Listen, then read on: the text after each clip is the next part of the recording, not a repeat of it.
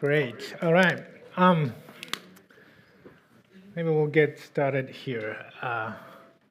Maybe with a word of prayer. Well, Heavenly Father, I thank you for this opportunity and this time to gather together as your people and to think about these issues that we normally don't talk about or think about necessarily in the church settings, but nevertheless, they hold an interesting part on our minds, on our hearts. And then I pray that somehow through even all these discussions, that there'll be edification of your people and glorifying of you, your name, and Lord, that even these sessions would lead to worship of you in our hearts. In Jesus' name,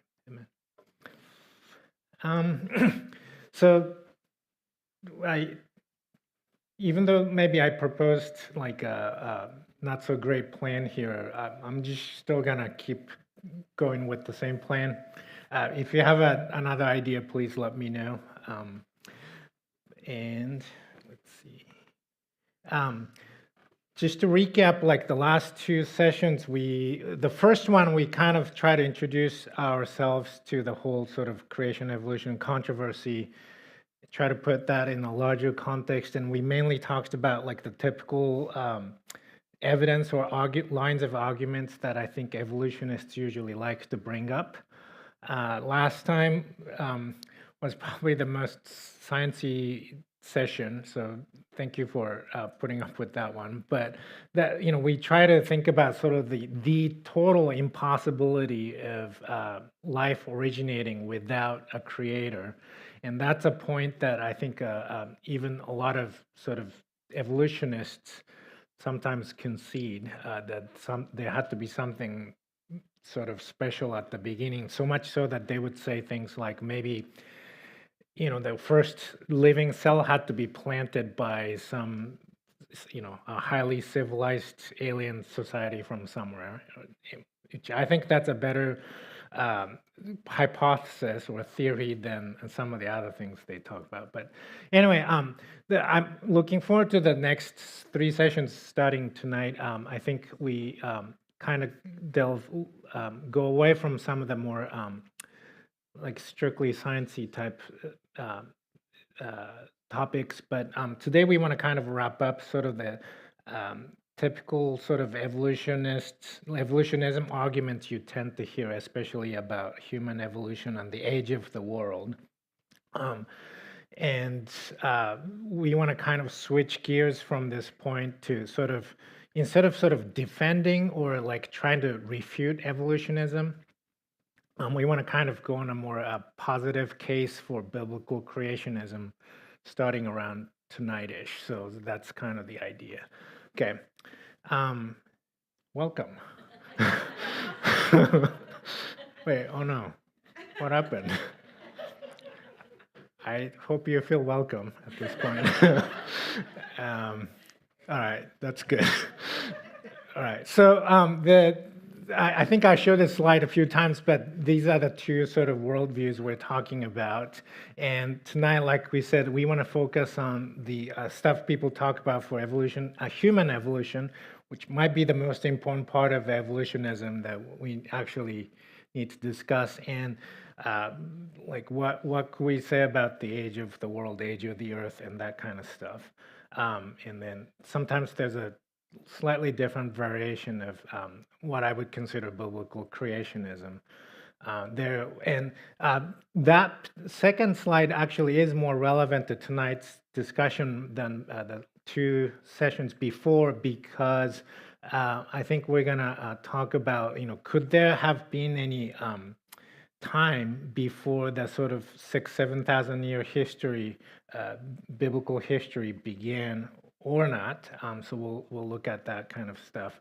But first, talking about human evolution, if you already have I hope on this one topic, I hope you have a pretty set opinion about it. But so this might come as a surprise to you. I actually have seen an incontrovertible evidence for human evolution on the side of a highway once. I don't know if you can read that sign, but I don't know if you can argue with that. So that I think proves human evolution. But anyway, um, so typically, right, like what's brought up is that like the humans, even though we're supposed to have been made in the image of God, like we share some sort of an ancestor with ape-like creatures, and that's sort of what's at stake here. So what I want to do with you tonight is these are sort of the fossil evidence that people usually bring up to make that case, and these things, if you just look at them on the surface, they might seem somewhat convincing, but when you look at the details, you might come away with a totally different impression. So that's sort of what we want to talk about tonight. And first, like kind of to talk about these three, early ancestors of what evolutionists would call the hominids. So those are not just humans, but like some of these ape-like creatures that supposedly were around. Starting with this creature that's called Ororin, that was supposed to be around, according to the evolutionistic scenario narratives about 6 million years ago. And, it's supposed to have this face and features that if you just look at that sort of statue on the bottom there, if that's all you have seen, it does look somewhat convincing. Maybe something like that could, over time change into human-like creatures, because it looks a little bit more human-like than apes. But then if you ask them, well, so what fossil evidence do you actually have? And the only pieces they could show you are the pieces I'm showing you on the screen there. So you have to be really smart to reconstruct that face from the femur bones and whatnot, right? Granted, there's a couple of teeth mixed in there. So it gets worse, so I'll just leave this one at that. So we kind of maybe took that one out as a not very believable, but maybe there's other better evidence, so let's look. So there's another one called Ardipithecus, was supposed to be around like 5 million years ago, and supposedly had a face like this. And again, like if you just saw that face, maybe you might believe it because that looks somewhat convincing. And these as part of the fossil evidence, they found teeth that look like omnivore creature, like they could have eaten both meat and vegetables, and so therefore it's got to be a little bit more like advanced form of ape, and also again, like these are the only pieces of fossil that they found. So it's really hard to come to a conclusion like they could have walked upright and stuff like that. So I don't know. And then, like I said, it kind of gets worse here. But the really famous one, I don't know if you've heard of this set of fossils called the Lucy. And it's the one that people typically bring up. And if you ever go see Lucy fossils in a museum, you would inevitably see them standing upright. And the reason why they think that Lucy was like this ape-like creature that could stand upright, which if you just accept that part, it sounds like a very legitimate maybe ancestor to humans or something like that. And often you might see a very human-like features like that displayed at the museum.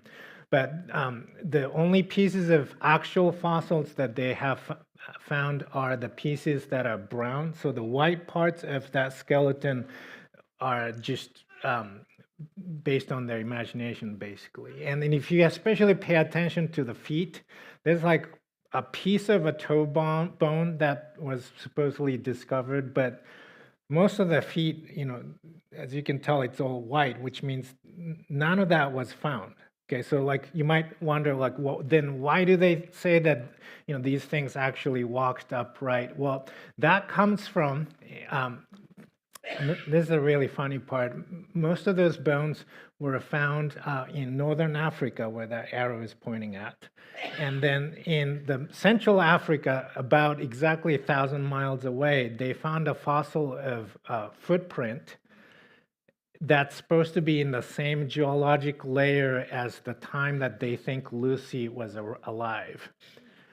But I want you to think about this. The footprint fossils were found 1,000 miles away from the bones. So like, how could anyone?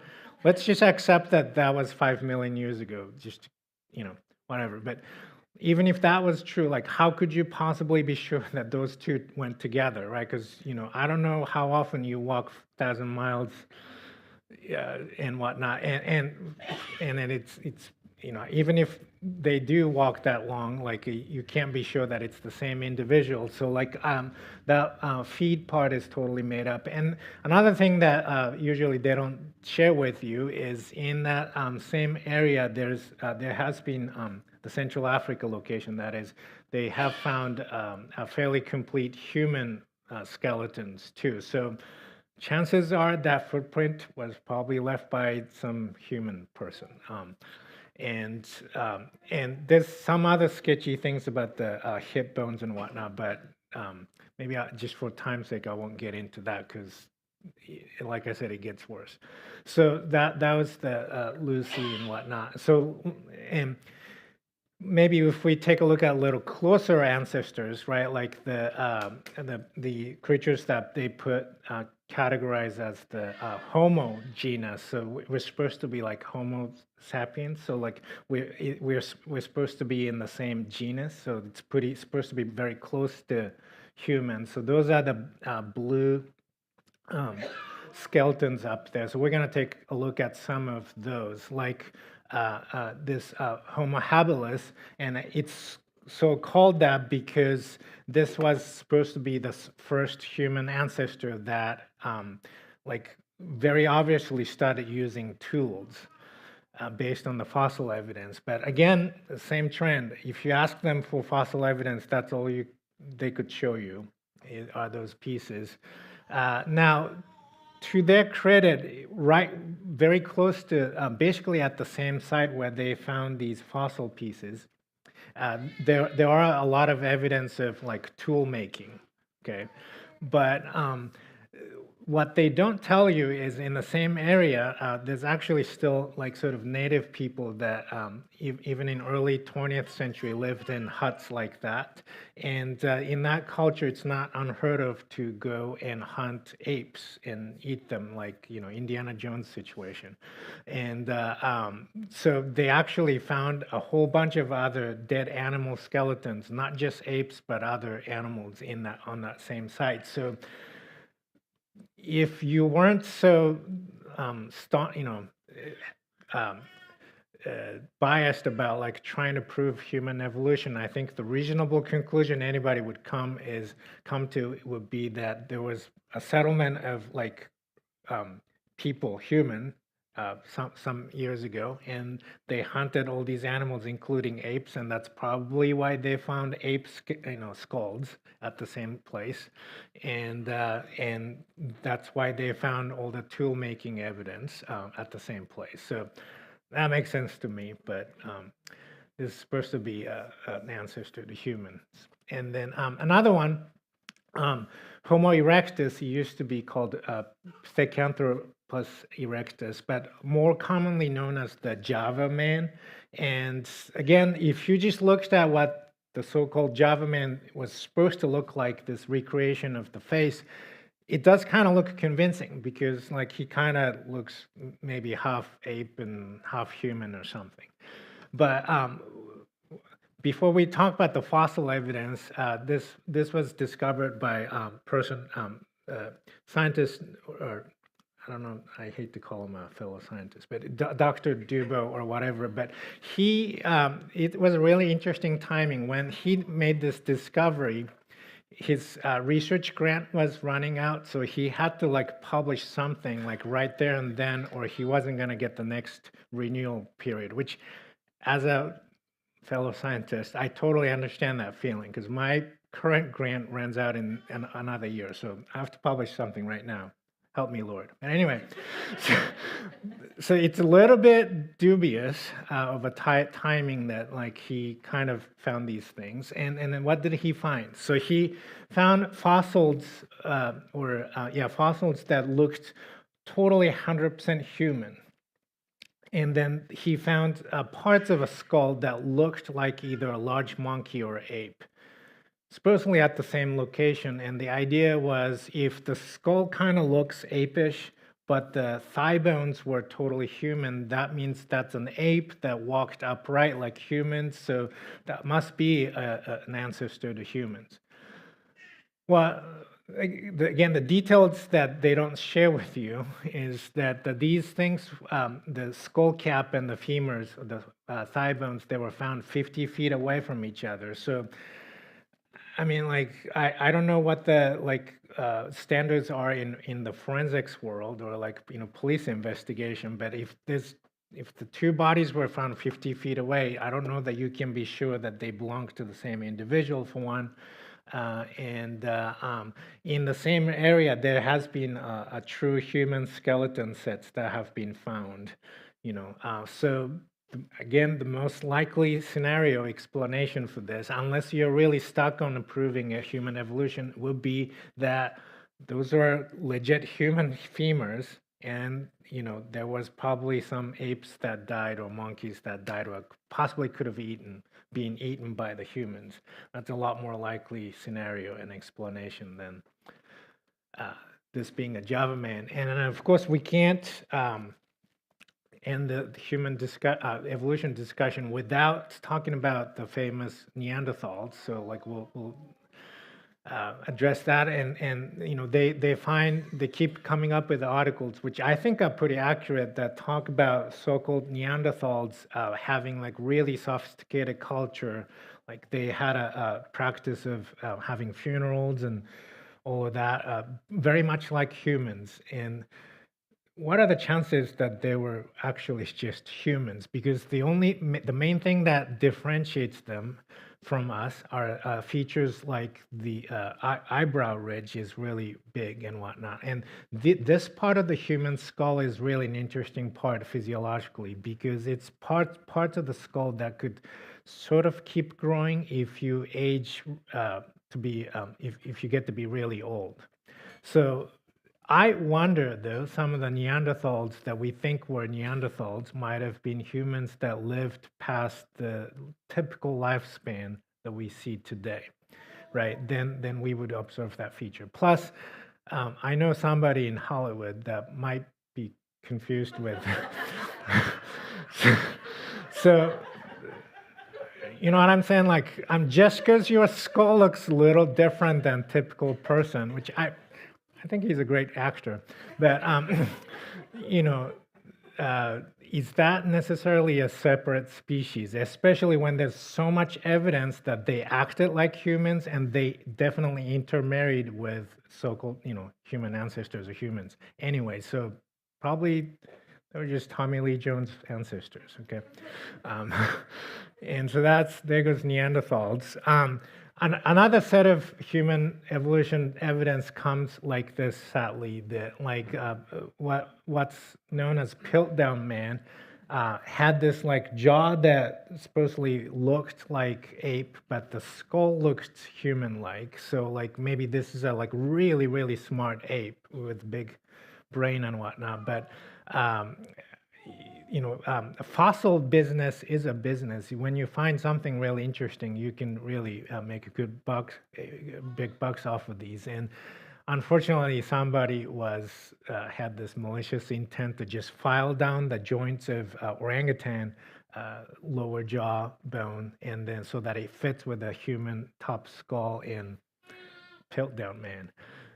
So some cases are actually documented, known to be hoaxes, and some things I think were just misidentification, or they just mixed up, ape bones with human bones. And also you have to consider when you have certain diseases like rickets, your skeleton really, really all changes, right? Like if you saw that, if an evolutionist saw that, like a person's skeleton that suffered from severe case of rickets, they might think that's like a weird ancestor of some sort. Also, in some cultures, just because of the culture, they sometimes do things we normally wouldn't do. Like in this one African tribe, it's supposed, like if you have a really elongated head, that's supposed to be like the mark of beauty. So like, when you have especially a girl born, like they would put these boards really tight, squishing your skull so that the skull grows that way. So, I mean, if somebody saw that, they might think that's like an advanced, more evolved humans or ancestors or something rather. It's kind of a side note, but this article came up really recently, so that was interesting. This is like, I think this was from the uh, yeah, it's found in Peru, like 2,000 years old skull that had again a kind of a weird shape because of the whatever they did, but also there's an evidence that they actually did a brain skull surgery. And the surprising part is when you look at the bone tissue around that metal piece that they put in where the skull injury was, there's evidence that that healed, which means this patient actually lived on for some years afterwards. So it's really interesting. We often think, humans always have been evolving, and like our ancestors were stupid and they didn't know anything, and we're the smartest generation. But who knows, right? Um, and also just sometimes people were born short, like you could have a dwarfism.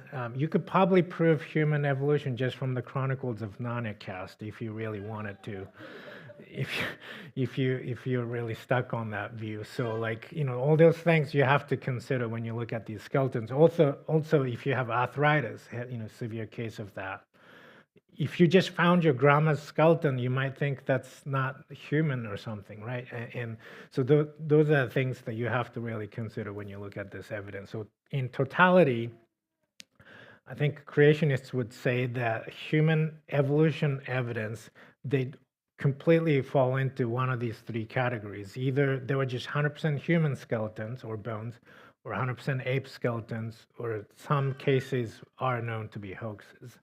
And if you're the evolutionist, you say, apes and humans look similar, so therefore evolution. But I think in the first session we talked about this, just because if you line up spoons, sporks, and forks, they look like they evolved. But just because things looks related doesn't mean there's like a hereditary relationship, right? So yeah. Uh, so I think we would just kind of leave it at that. But theologically, I think this human evolution thing is kind of an important point as well, because, and this is a point that like sometimes even among Christian creationists, there's like a debate is, or Christians who have a little different views of how things originated.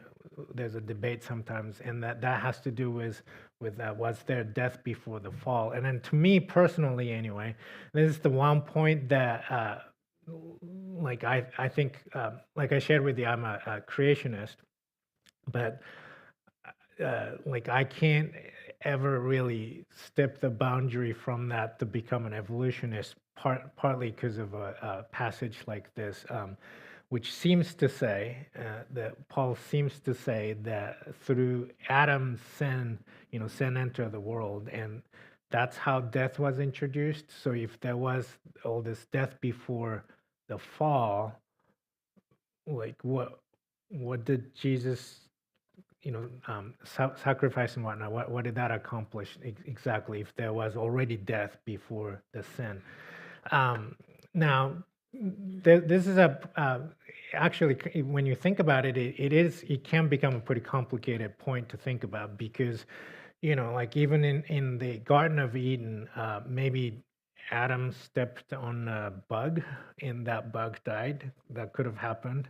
So like, how do you know for sure there was absolutely no death?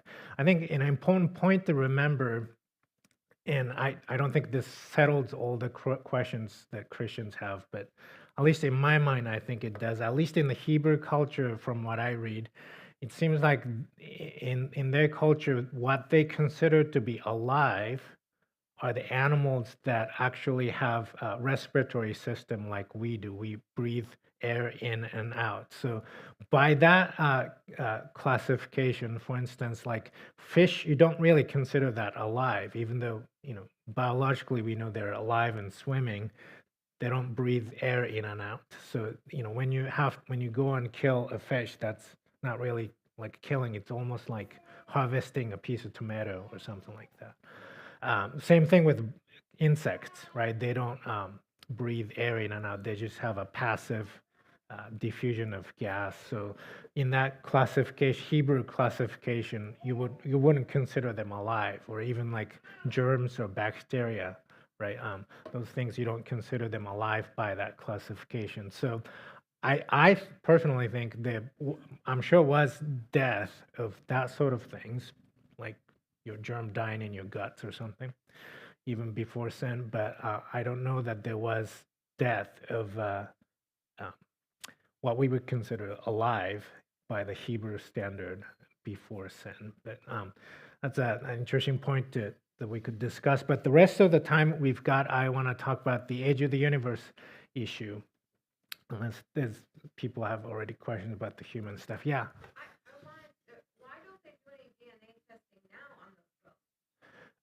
So to do that, you have to have intact DNA molecules, and a lot of times they don't survive. But interesting that there's actually soft tissues that survived from dinosaur fossils. We'll talk about that a lot during the dinosaur week. Um, so does the age of the earth matter to a Christian? I think it does if the scripture teaches a particular age. And also it would matter if the age of the earth happens to be, if we could show that it's really young, then that's kind of a no-brainer refutation of evolutionism, because there's just not enough time for anything to evolve into anything else, right? And then you might say, as a Christian, no, the age of the earth doesn't quite matter if the scripture, doesn't necessarily indicate a specific age of the earth per se. And I made this diagram just from reading Genesis. I put their lifespan, like all these early people, into spreadsheet, and then I made this graph. But when you make a graphics like this, it's really fascinating to think about. Like, Noah was said to be a righteous man. Like, where did he even get that idea? Because as far as we know, there wasn't full canon of scriptures or anything like that. Well, Noah's dad overlapped with Adam, who literally walked with God in the Garden of Eden and had first-hand knowledge of God. So when you think about that sort of things, it's really interesting to think about. Also, I don't know if you knew, Abraham actually overlapped with Noah also. So, those are really interesting things to think about. But I think that it's pretty safe to say, at least in my opinion, it seems like all these people were around roughly 6-ish thousand years ago, because you could make this their lineage chronologically like that, without a gap. And you might ask, well, so how do you know when Abraham and Joseph were around historically? Because we don't have necessarily a airtight lineage given to us after Joseph, as in so and so was born. I'm not talking about Gospel of Matthew and Luke talk about lineage down to Jesus, but they don't tell you at what age so and so was born all the way through, right? So how do you know when these people were around? Luckily, Joseph, he is mentioned in an archaeological evidence that almost everybody accepts, and that is a known date. So once you know when Joseph was around, you could kind of figure out when Abraham must have been. And that's why a lot of us would say, I think these people, as in Adam and Eve, I think they were created, were around probably around 6,000 years ago-ish. Now, but a lot of Christians would say that still doesn't answer the question of how old the earth exactly is. And I think it depends on what you think happened between verse 2 and 3, in the sense of what did God consider the first day, if that makes sense. So I think any sort of biblical-ish Christian would accept that God created light and all of that during what he called the first day. Based on the language, what may or may not be clear is whether or not the beginning, in the beginning when God created the heavens and the earth, is that included in the first day, or was that like before the first day? So depending on how you interpret that, I think there's some room for difference here that I see. When it says in the beginning God created, is that the beginning of the seventh day, or that was that before the seventh day? And but Jesus says, but from the beginning of the creation, God made them male and female. So at least in my mind, the interpretation that all that happened during the first day seems more likely. But I just know a lot of good, very smart Christians that have a little different views on that than I do. It's really interesting when you look at other ancient cultures, like Jewish culture. They consider, I need to update this, sorry, but this is from year 2013, was known to be year 574 AM, or Anno Mundi, meaning the year of the world, as in like since the world was created. So I guess 2024 would be like, I can't do the math, but at like, 11 to that, right? So it's interesting that that's roughly 6,000 years ago. And you can actually kind of do the similar thing with some of the Chinese records, which I'm not, just because of time, I'm not showing you that. But those are interesting that those things go back to roughly the same amount of time. So I just want to kind of talk to you about sort of the evidence that like creationists actually bring up. So we're kind of switching gears to not just refuting what evolutionists say, things that creationists say. So if the whole Earth and the universe and everything else is so old, like billions of years old, why do we still have short period comets? And then if you guys know anything about comets, they're usually mostly made of ice or water. And when they fly through the space at high speed, some of that the material gets blown away, and it's that like tiny pieces of ice that essentially gets shaved off of that piece of big ice that's flying around that reflects the light, and you can see it as a comet, right? And so, as you can imagine, the reason why you can see it is because it's losing its material.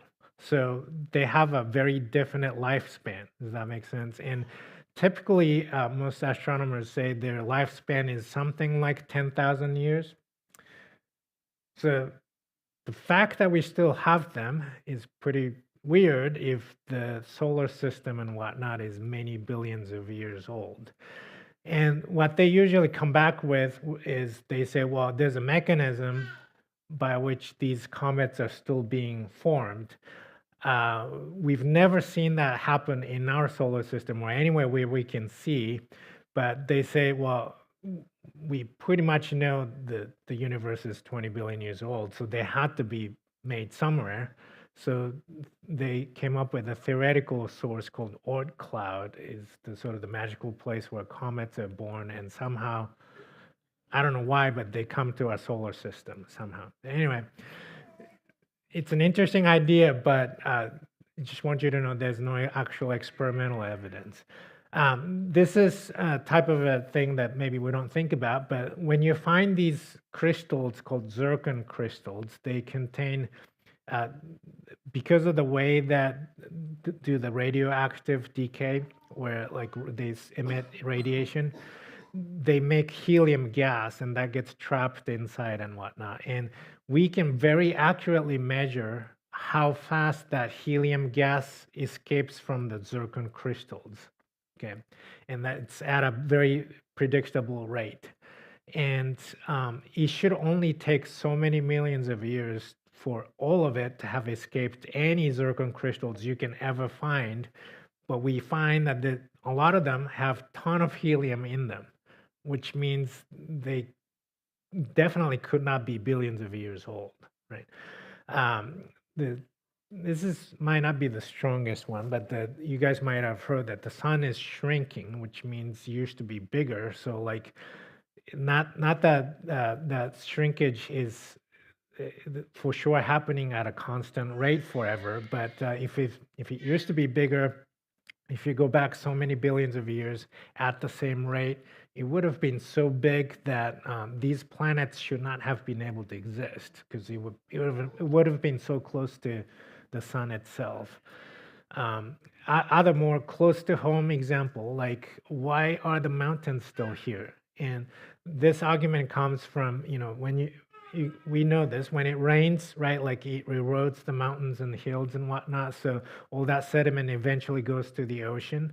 So you can calculate how fast we are losing height off of mountains and hills that get rained on. And the estimation is like 14, 15 million years for basically all the mountains that we see to be eroded away and just completely go flat. But we still have them, so that alone could tell you that the Earth is probably younger than that age. Okay. Same kind of argument with all the sediments that come from the mountains to out to the ocean. Like if this process has been going on for many years, we should see a lot more sediments than we see. Another thing that creationists would bring up, this phenomenon called supernova. That's when a star explodes. You see this like cloud, and that's supernova remnants. And on average, oh shoot, I forget the number, but I think on average, every like 30, 40 years or something like that, it could be as big as 80. I can't remember the exact number off the top of my head right now, sorry, but it's somewhere in that neighborhood. Every so many decades this happens is the average frequency within the universe that we can observe, okay? Now, if this universe has been around for billions of years, we should be seeing like literally millions and maybe billions of these supernova remnants, because it's every so many decades that we see this happening, but we just have very few of them, as if the whole place is pretty young. And you could look at other things more closer in our solar system, like there's a moon called Ganymede. That's a moon that goes around Jupiter's moon, like Earth has our own moon that goes around the Earth. And based on, without going into detail, different measurements we were able to make, we know that the core of that moon is still really hot and warm. But if the solar system's age is like 15, 20 billion years old or something like that, because of the rate at which those things cool, there's no way that tiny moon still would have any warmth left inside, and yet it's very warm. So those are the types of things people bring up, and this one is kind of an interesting one.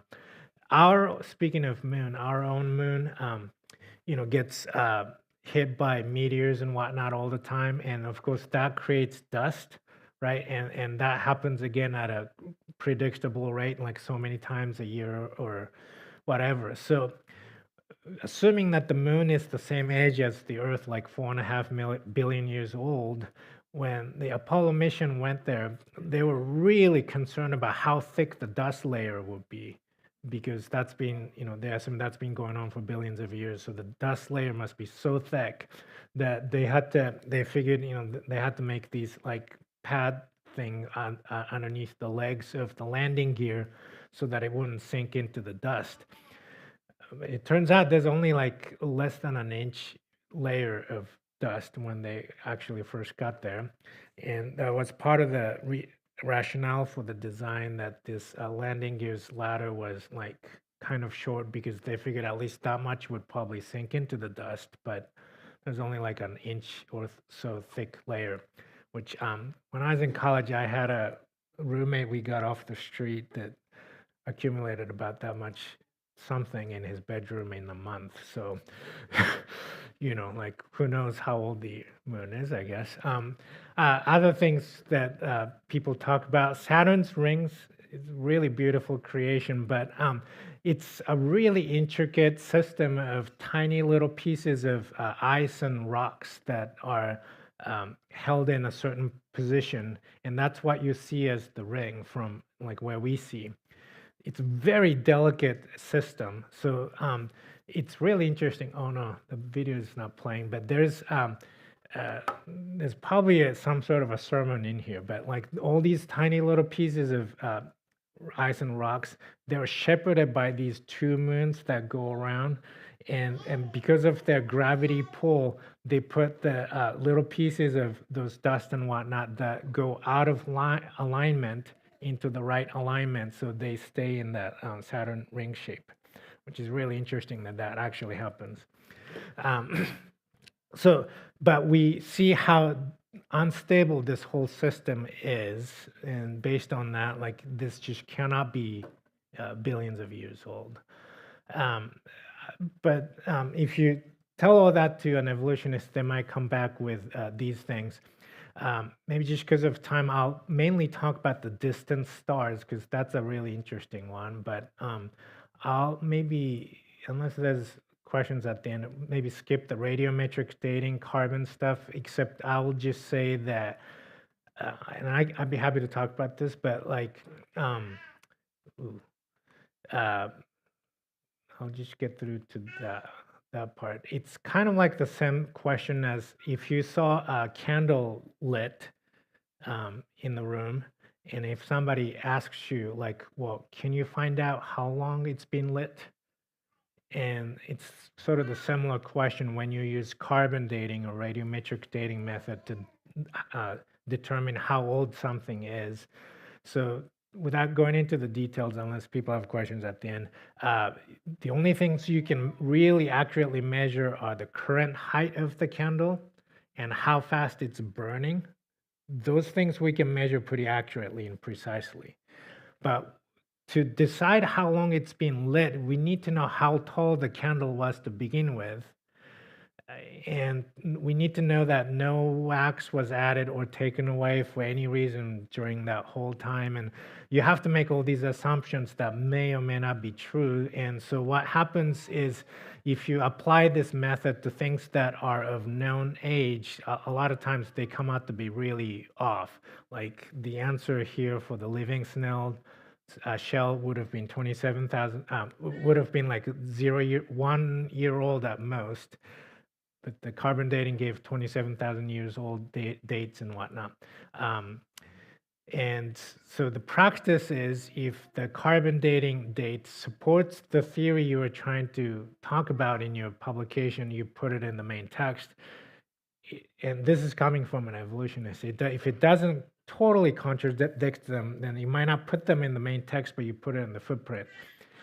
And if it's totally off, then you don't even mention it. Now, to a lot of us, maybe that sounds really dishonest, but as a scientist, I can tell you that that sometimes is how we operate really in anything, because if that number you get is so off from what you expect, usually that's because you did something wrong in the lab.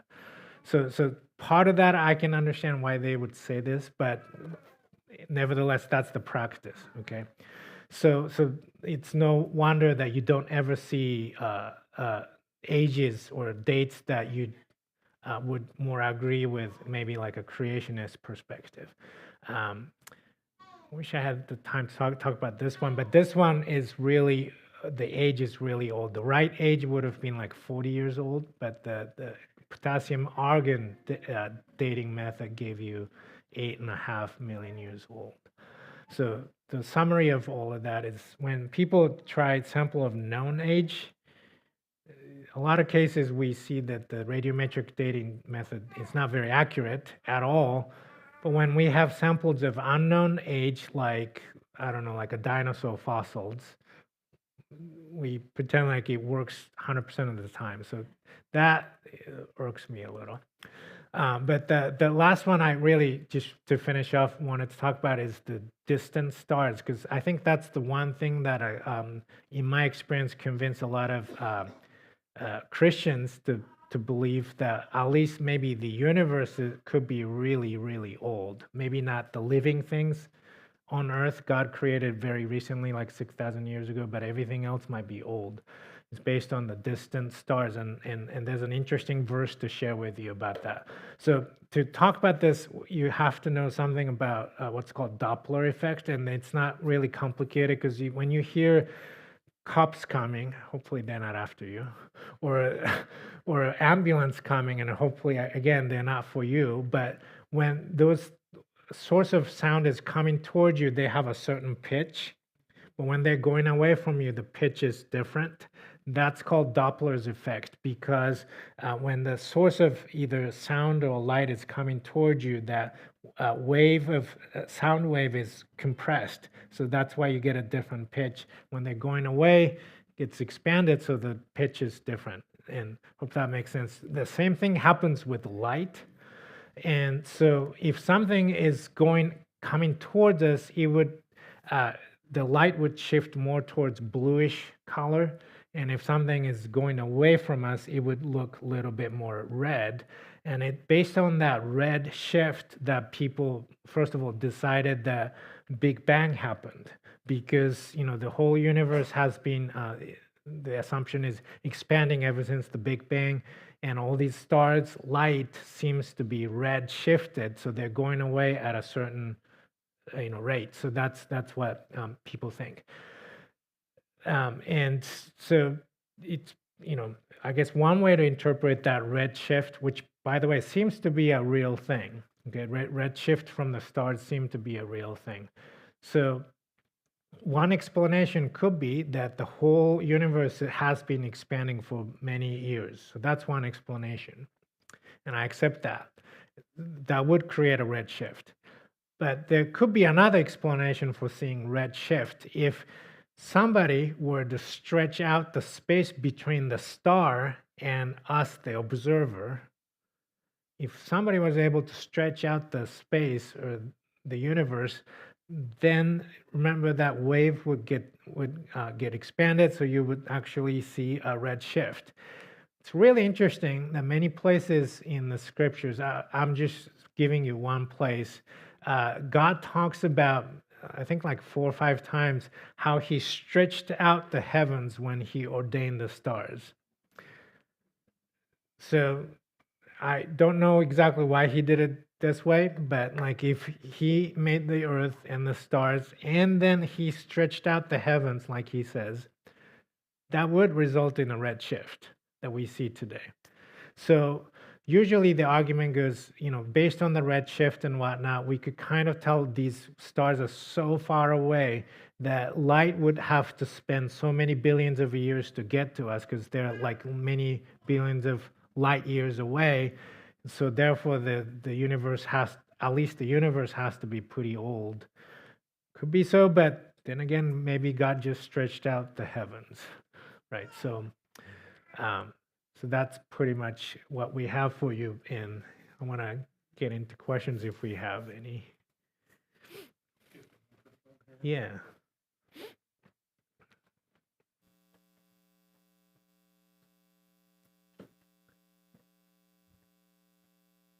On, check, yep.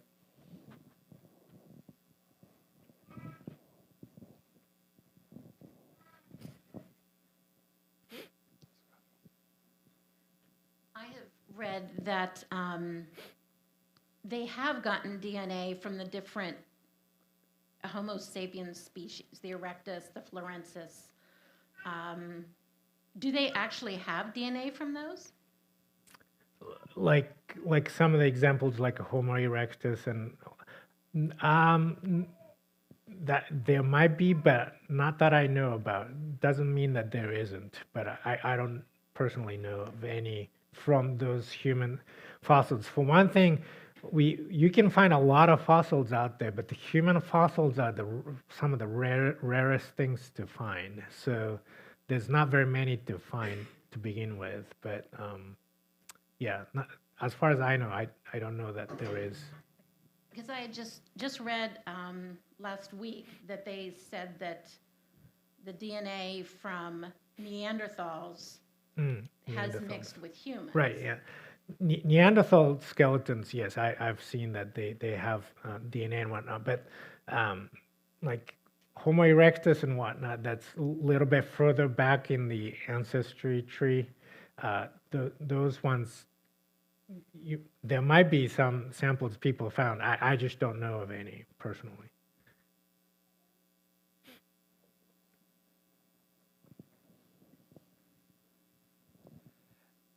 You may have answered this in an earlier session, but where did the kind of the paradigm of the old universe come from? Was it around the time of evolution? Was it before, after? And what were the main bases of that theory? Yeah, that's a great question. As far as I remember, like those really old ages kind of gradually sort of evolved along with the Darwin's evolutionism theory. So, and it kind of makes sense because the two are needed for each other, right? Like if you propose that all these things evolved from these totally different things to what they are now, that requires a lot of time. So like um, uh, I think that's part of the development of the old age uh, ideas that sort of developed. So, like, if you trace back through history of science, like, a couple hundred years ago, the age of everything was only supposed to be like maybe a few million years old or something, but that grew to now like 20 billion years old universe and whatnot. So, yeah. And part of that, like I said, is because if all that we had was few million years of time, all this evolution is totally not possible. So we needed to have more time to allow for that theory to be viable. Another question. If I guess as a thinking individual, if I took my faith completely out of the equation, and you showed me, and I've read in different places the number of bones and the bones that are actually found, and then they create the whole face, and it loses such integrity. I mean, I mean, it's just too hard for me to go, yeah, that makes sense. So how do you justify that? I mean, what are the arguments or what are the conversations that would be wrapped around holding any sort of integrity? I think the typical argument is just that you kind of already have this foregone conclusion that like we are here either by some special creation or evolution. And if I'm gonna say, well, I can't accept the creation story, then we must have gotten here by some sort of evolutionism means. So then you would say those pieces of bones, they seem like they could potentially fit those, imaginary faces and statues and whatnot that people have made. So that I think their argument would be just that if we have more time, maybe we'll find more fossils that will make those pictures a more complete picture. We just haven't found them yet. But are they saying we just made this up? I don't think they use those words, but That's what they did. right, yeah, I mean, I don't, Yeah. because it's like you just made it up. You don't Right. have anything. right, There's not even any face bones in some of this stuff, and it's like, this is what it looks like. And yeah, it's just so, it takes way more faith than I have. right. I agree.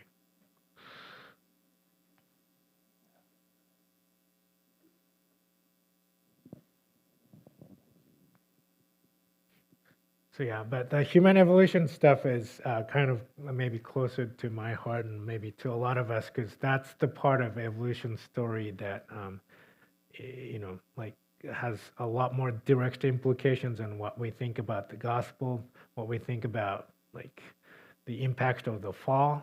What did that do for introducing death and all that kind of stuff? So yeah, but This is maybe more of a general question, but Yeah. you just mentioned that a lot of scientists kind of start out from the position of, well, we can't accept creation, so we need to think of another way of explaining it. right. What would you say to, I guess, people that kind of take that perspective that faith and science can't really coexist, especially given the fact that some scientists maybe offer the theory that an alien life form came and planted life? I just don't understand how that is more scientific than saying maybe there's a God that created the earth. So I guess my question is, why do so many scientists take the perspective that it's not scientific to at least consider the theory that maybe there is a God and that he created us? Yeah. I mean, I can't speak for everybody, obviously, but as somebody who used to be that guy, like atheistic, you know, atheist who was trying to be a scientist back in college days, I can tell you that, like, growing up, I think I grew some sort of hatred towards all things religion. Part of the reason was uh, usually my mom doesn't want me to share this publicly too much, but like she checked in with the hospital for her pregnancy when she was pregnant with me, and that I was told was like a Catholic or some Christian-based hospital, but they were doing all these surgeries that were not necessary just to make money. And so she signed up for a surgery to, what they told her that her placenta was in such a bad shape that they had to abort the baby and do surgery and take out the placenta, which also meant I wouldn't be here. But a week before that surgery was supposed to happen, like they found the police busted the place, and so the surgery never happened. So growing up, I was told that story, and I thought, man, those Christians and religious people, they're just evil. And so I remember that, and so that's sort of how I grew up. So like I just was really happy to see any explanation that excluded religious sounding origin story like evolutionism. So I like really devoured that stuff when I was in high school and college.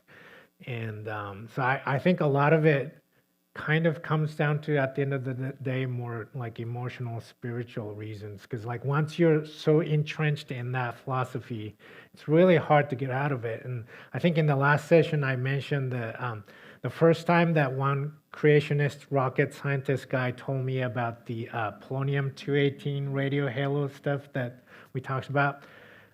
That was like a gut punch to me, because like I just could not imagine a way I could refute that one. And just this shock that like something that's totally different than the worldview that I held all my life could be true. I mean, that was just like a gut punch. I mean, so much so that now share this, it sounds funny, but I pretty much had to call my atheist friend for like a prayer support, because I was like so devastated. My worldview was crumbling. And like, I think in the hindsight, if there wasn't the nudge of the Holy Spirit, I don't know, I would have had to turn to like drugs or something to get over that like gut punch, because that was just so hard, I remember. So.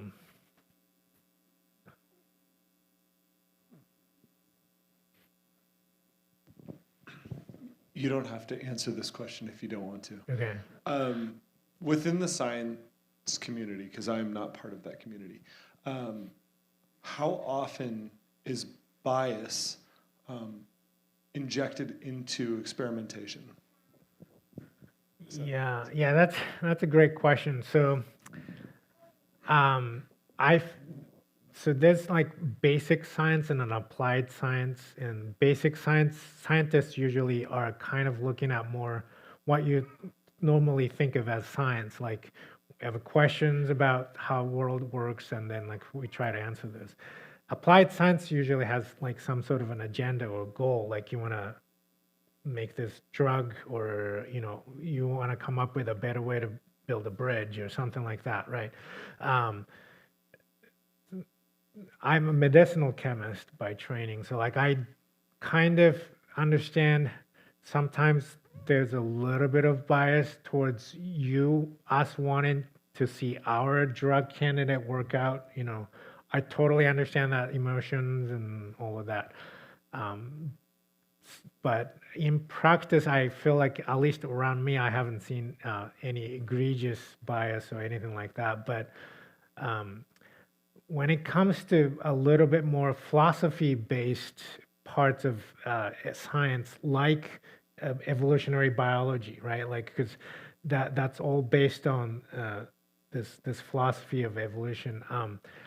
I like I said, I was sharing, like, I can't imagine the pain and the fear you have to go through to change your mind about anything you're doing, even if you see evidence or thoughts contrary to what you're trying to pursue, just because your career depends on that and your, everything, reputation. So,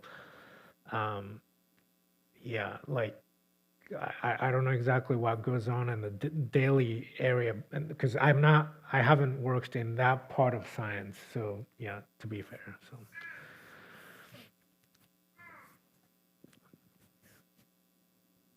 Any more questions?